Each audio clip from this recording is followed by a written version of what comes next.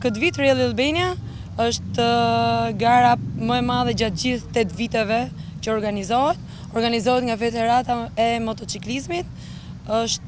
Marrin pjesë 22 shtete, 320 garus me makina, motor dhe quad.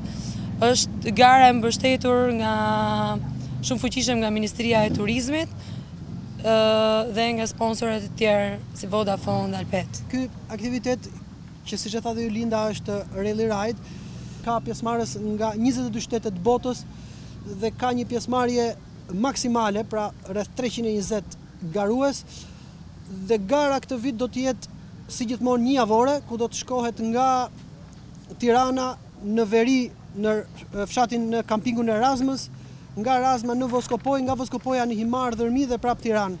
Pra siç shihet që do të mbulohet e gjithë Shqipëria, ku janë rreth 1600 kilometra garë, dhe mund të them që për këtë vit terreni do të jetë më i vështirë se sa çdo vit tjetër, për arsye të motit të dimrit keq, sepse kjo lloj gare ka të bëjë gjithmonë me terrenin e vështirë.